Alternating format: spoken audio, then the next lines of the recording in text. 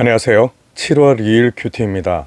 오늘은 시편 2편 1절에서 12절까지 말씀인데요.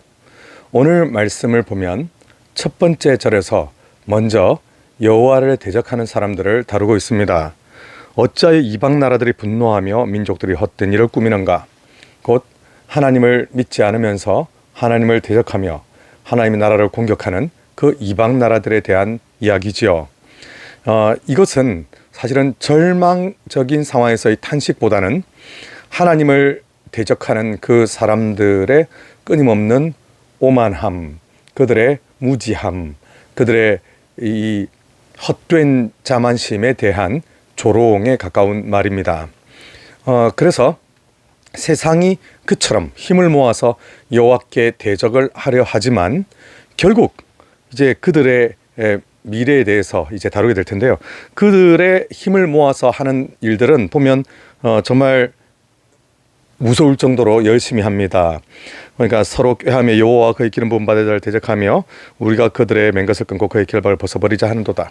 곧 여호와 하나님이 우리에게 이제 밥 먹여줬느냐, 여호와 하나님을 대적하자, 여호와 하나님을 로부터 벗어나자, 우리가 언제까지 그렇게 당하고 살겠느냐 이러면서 그들이 본격적으로 하나님을 떠나서 하나님의 통치를 거부하며 하나님에 대한 반감, 하나님에 대한 이 정말 옳지 않은 마음으로 온전하게 그들은 더욱더 자신들만의 세계, 자신들만의 왕국, 자신들만의 여러 가지 죄악을 당연시 여기는 그런 흐름으로 가고 있는 것입니다.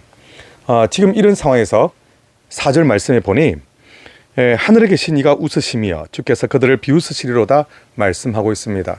곧 하나님께서 그 모든 상황들을 보시면서 이것은 세상 그런 그들의 자랑, 세상 권력, 세상에 그 반역하는 소리가 결국 힘을 얻지 못하고 그들이 하나님 앞에서 정말 아무것도 아닌, 그들이 하나님의 능력과 지혜와 권세 앞에서는 아무것도 아닌 날아다니는 먼지와 같은, 겨와 같은 그런 존재라는 것이죠.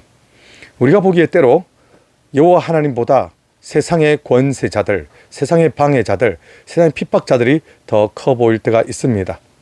그럴 때면 우리 마음은 무척 괴롭고 답답하지요. 그런데 여호와 하나님께서는 분명하게 오늘도 우리에게 말씀하십니다. 그들을 비웃으시며 그들이 자기의 뜻을 펼치지 못하고 그들이 결국은 자기 꾀에 빠져서 죽음을 맞이하게 될 것을 모두 말씀하고 계십니다. 그리고 여호와 하나님께서 오늘 보니까 내가 나의 왕을 내 거룩한 산 시온에 세웠다 하시리로다. 아멘. 하나님께서는 그 악한 자들을 대항하여 그들을 심판하시기 위하여 결국 하나님께서 기뻐하시는 왕, 하나님께서 선택하시는 바로 그 왕을 보내신다는 것인데요. 당장으로는 다윗 왕조를 말씀하시는 것일 수 있고요. 그러나 좀 더 시간이 지나서 궁극적으로 우리의 주 예수 그리스도를 의미한다 할 수 있습니다. 그래서 예수 그리스도에 대한 명확한 예언이 오늘 7절에서 여호와께서 내게 이르시되 너는 내 아들이라 오늘 내가 너를 낳았도다. 아멘. 이것은 곧 신약의 우리 주 예수 그리스도와 바로 직결되는 아주 중요한 내용이지요. 하나님께서 세우신 그리스도의 나라, 그리스도의 왕국은 세상의 그 어떤 사람들의 방해와 핍박과 그리고 이 조롱과 그들의 억압에도 불구하고 결국 하나님의 나라는 굳건히 서게 될 것입니다. 그러므로 성도는 세상의 권세, 세상의 방해, 세상의 핍박 속에 무릎 꿇지 말고 오직 그리스도께서 왕이심을 기억하며 더욱 담대하게 우리가 살아갈 수 있는데요. 비록 내 삶이 작고 비록 내 삶이 불안하며 비록 내가 여러 가지 어려움이 있을지라도 왕께서 택하시고 왕께서 붙드시는 인생은 결코 무너지지 않습니다. 오늘 그래서 시편 이제 마지막으로 가게 되면 여호와께서 결국 그들을 다 멸하시고 이렇게 벌하실 것이기 때문에 또 선택하신 백성에게 오히려 이 내 소유가 땅끝까지 이르리로다. 모든 열방이 다 하나님께로 돌아오게 될 그날을 말씀하시는 것이죠. 그러므로 마지막 10절 말씀에서는 이렇게 말씀합니다. 군왕들아 교훈을 받고 또 뒤에 보면 여호와를 경외함으로 섬기고 떨며 즐거워할지어다. 12절에서는 그의 아들에게 입맞추라. 곧 여호와 하나님의 통치, 우리 예수 그리스도를 통하여서 이루어지게 되는 여호와 하나님의 통치를 받아들이라는 것이죠.